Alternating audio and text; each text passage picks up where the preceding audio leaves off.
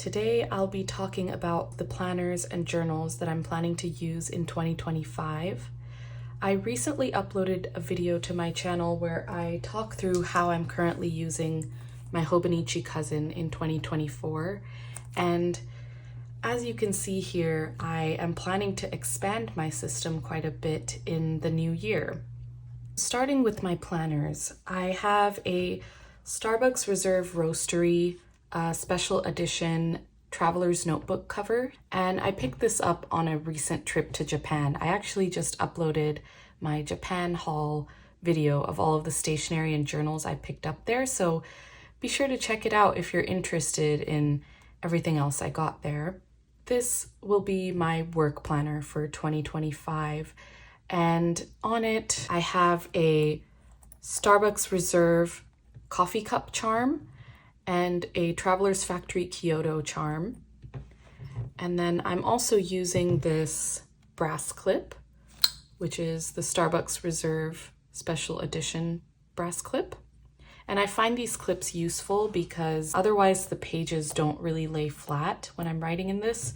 And I really need my pages to lay flat for me to write comfortably. So using these brass clips really help actually weigh down the page. So this is a huge departure from my current work planning system. Currently, I use the Hobonichi cousin, and that has worked well for me historically. I basically use the weekly pages in the cousin and write long to-do lists for work each day. And it's really helpful to just be able to check things off through the day and see kind of a full weekly view of all of my tasks. But I do find that there are some things lacking in the cousin that I really could benefit from moving into next year. The main thing is that in the cousin, what I find lacking in this kind of format is a space for me to do more free flow brainstorming or note-taking for work. And so I'm just finding that this is not meeting my needs currently. It's great to kind of have long to-do lists every day and to be able to see it on a weekly view, but it's not enough space and it's a bit too narrow each day to write out long form notes, meeting notes, or any like ideas or brainstorms that I have. So that's why I wanted to move into a much more open-ended space that allows for that free form writing that's more flexible. So I really just want to use a blank grid notebook in here, and I can open up to that to kind of talk through it. I really think this is so much more conducive to how I plan for work. So all I'm planning to do is just add the date here with a date stamp, and then have a long to-do list of all of my work to-dos each day. And then it leaves all of this extra space for me to write whatever notes that I need to jot down, any reminders, any ideas that pop up in my head through the day. It'll just kind of be a catch-all space for everything related to my job. And I've actually already started using this for that, and I've moved out of the cousin for my work planning already. And I found it to be so much more efficient and effective for me. I think this format just works a lot better when it comes to functional planning. So for work, that's what I'll be doing, just having a log each day of all of my tasks, and that day can take up as much space or as little space as I need it to take up. So I really love the flexibility of this, and yeah, I think it'll work really well for me in 2025 because it's already working well for me right now. I also am going to include a monthly insert, which I already have in here. And the monthly insert will serve as a space for me to mark important dates for work. That's another thing that I currently don't have in any of my 2024 notebooks. And it's something that I felt was lacking for me for work planning. I need that monthly view to be able to quickly see which days do I have presentations that I have to prepare for, which days are important due dates, any important milestones. So I think I was really missing that in my Hobonichi cousin right now, because for me, the cousin is more about memory keeping and tracking like personal events in my calendar pages, but I don't have a dedicated space for work-related events and important dates. So that's where the monthly section will also really come in handy for me for work. And so in this work planner, it's just going to be these two inserts, just a monthly insert and a blank grid insert for my daily to-dos. I think the other thing I wanted to note about this is I'm really excited to move my work planning into its own dedicated book, because right now, I guess historically, I've always ever included it in my journal and commonplace area. It never really had a separate space. Even when I was using the Sterling ink last year as a dedicated work planner, I still was combining all of my health tracking into that and all of my personal event tracking in the calendar pages. But now I really just wanted a space that is only solely for work, that I can take into the office whenever needed, and that I really will not feel restricted in and can write as much or as little as possible in. The other planner that I will have in 2025 is this beautiful Yumi Kitagishi Hobonichi Weeks. I saw this planner in Japan in person and I fell in love with it because of how beautiful this lavender color is. And I really liked the cute little designs on it as well. And this gold foiling was also very nice. But I've been meaning to try a Hobonichi Weeks for years now. I just never had a reason to, but recently I've been feeling more and more that I want a dedicated space just for my health tracking. And I felt like the Weeks was the most conducive format for that because of how small and compact it is. It would be easy to take with me to doctor's appointments and fit into my purse. I don't need a lot of space. I'll just be tracking very minimally how my health is doing each day, tracking my chronic migraines, tracking my moods. So it's not something that I need a ton of space for, and I felt like this size was perfect for my needs when it comes to health tracking. How I plan to use this is in the monthly section, I will actually have a key here and track on a daily basis all of the symptoms that I feel every day. And I plan to show that more in my planner setup video for 2025. This monthly space will really be an overall view of all of the symptoms I experience on a monthly basis. And that'll be really helpful for me to track any patterns and to be able to tell my doctors really easily on what days was I experiencing what and how often was I experiencing something. And it's also helpful for me to become more in tune with my body and understand how I'm actually feeling over time, because I think that tends to get lost when you're tracking on more of a day-to-day or week-over-week basis. But being able to see trends at a monthly level really hits home, like what are the main issues that I'm experiencing right now and what needs to be addressed more immediately. So I think that'll be really helpful to have a monthly view that's just for my health tracking. I don't know how I'm going to use this index page, so I'm still figuring that out, but I think this could be a great place to either track headaches for me or maybe the days that I exercise. After the months, we have weekly pages. And again, I'm still figuring out what formats and what layouts work well for me in the weeks. I'm completely new to this size and this format, and so I want to play around with it a couple weeks and see what kind of makes sense for me visually. How I'm planning to use this space is on the daily section on the left here. I just want to kind of journal here and write down how I'm feeling each day, anything more, I guess, anecdotal about my health, will go here. And then on the right side, I plan to do a lot of my tracking here. So tracking my pain levels each day, tracking my mood, any habits that I want to upkeep in the year related to health. So taking vitamins, or if I'm exercising, how often I'm eating out. I really think this will be a good space for tracking, and this is more for journaling. And so that way I have more qualitative and quantitative data. And then lastly, after the weeks, there are several blank notes pages in the back of the book. I really don't know how I'm going to use this space. It might just be a place where I keep notes for doctor's appointments.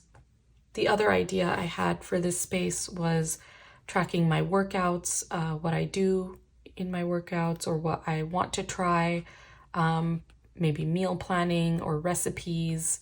So there's a lot of ideas for how I can use this space, but I don't want to kind of be very rigid about how I plan to use it. I think however it makes sense for me through the year, I'll use it as I see fit. And I really just want this planner to work for me rather than me working for it. So I don't want to be super strict with how I use this. I just want it to be a space where I can find comfort and where I feel like I have some control over my health. And that's really what's important to me for tracking my health, is feeling a sense of control, feeling accountability, but also feeling like I have a space to go to that's just dedicated to me, my body, and my health. So those are the two planners that I will be using in 2025. So here are my journals for 2025. And coincidentally, I'm also again using a traveler's notebook and a Hobonichi for my journaling system, similar to my planning system. The olive traveler's notebook here, I also picked this up during a recent trip to Japan. And I got this Yosegi charm at that same time as well. I'm really excited to start experimenting with traveler's notebooks next year.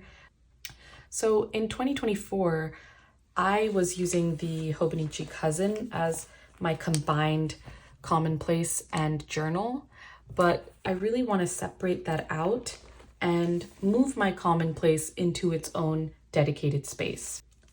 I've been feeling for a while now that it doesn't really make sense for me to commonplace in a dated book, because often the information in my commonplace book is stuff that I'd like to reference often. It's articles about my health or information on my special interests, reference guides for any games that I'm playing. So it gets difficult over time to look for these entries in various yearly books and try to find which book it might have been in. So instead, I really want to archive important articles and information in one centralized location. I'm curious to see if the Traveler's Notebook will be the right format for this. I think it will be, just because I find that it feels a lot more of a functional space for me rather than creative. I felt the same way as I moved into a Traveler's Notebook for my work planning, but something about the Traveler's Notebooks feel more functional, more purposeful, and I think that it makes more sense to use it as a reference guide of sorts. So I plan to use a blank grid notebook in here and to keep using the same blank grid notebooks over time that I can just continue to archive. But that way I have a consistent system that's both simple and minimal, and that I know to go to find any of my important articles that I want to reference. And so that's really why I wanted to separate out my commonplace book into its own space and system. And I think Traveler's Notebook is very conducive to that because of how customizable it is and kind of open-ended it can be. I think it will inspire kind of a balance of creativity and functionality for me.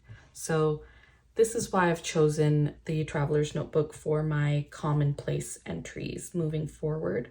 I think the categories for my commonplace next year will consist of copy text and articles any special interests, book and movie reviews, as well as any thoughts or feelings that I want to archive and reference later on. So it'll really be everything other than my journaling and memory keeping. That's where the Hobonichi Techo Original comes in, and this is in the A6 size. Let me just open this one.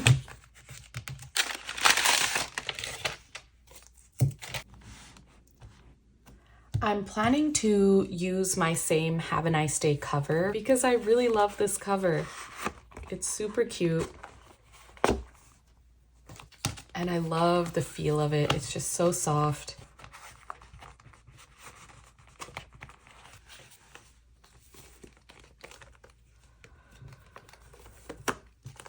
So I mentioned this in my 2024 journal reflection video, but something that I kind of want to change about how I am journaling is that I want to start daily journaling moving forward. In the cousin, I really used it mainly as a commonplace. I still journal regularly in there on a pretty frequent basis, but it's not every single day, and it's not always memory keeping. It's more so talking through any feelings that I have. But what I hope to do in here is to do more of that daily journaling and memory keeping. Really, the reason why I got this notebook was to start documenting my life even more intentionally in 2025. And I find that this size is just so much more conducive to that for me. If I set out to do that in a cousin next year, I think that would be really intimidating and just not realistic for how much I need to write each day. Something about the A6 format makes me want to write in it. It's very inviting for me. And I felt that way early this year when I was in an A6 day free. I had so much fun working in that size.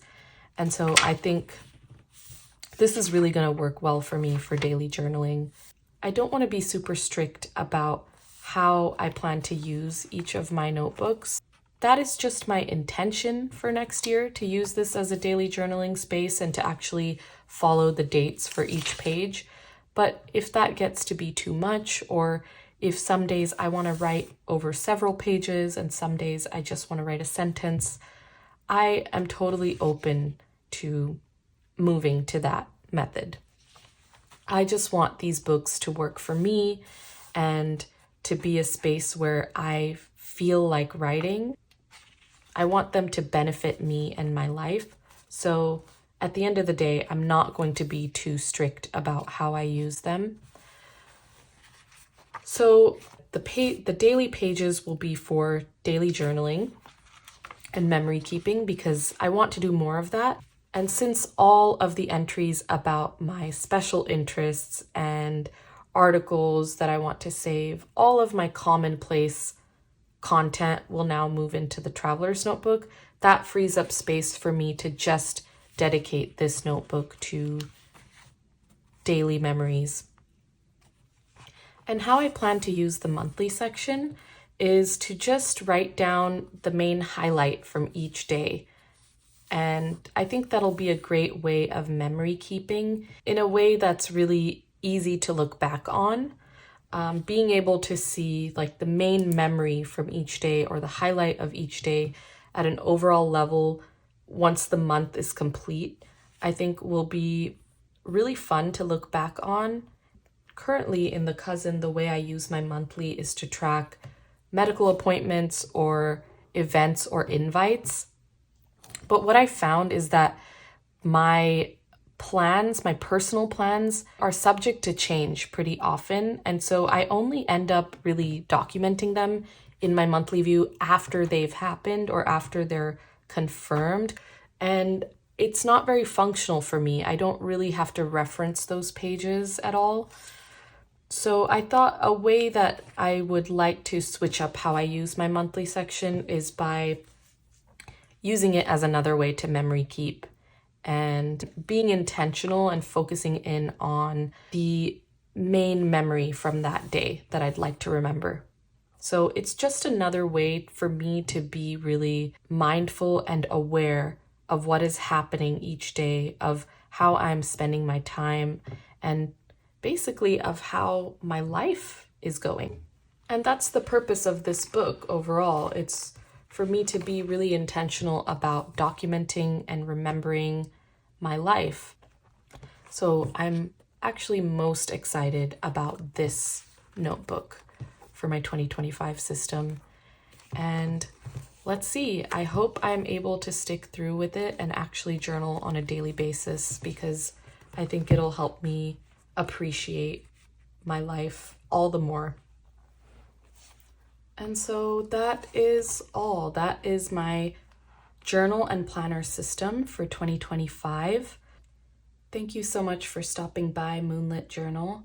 I would love to hear in the comments what your system will be for 2025 and how you plan to use your notebooks. I hope you have a great rest of your day.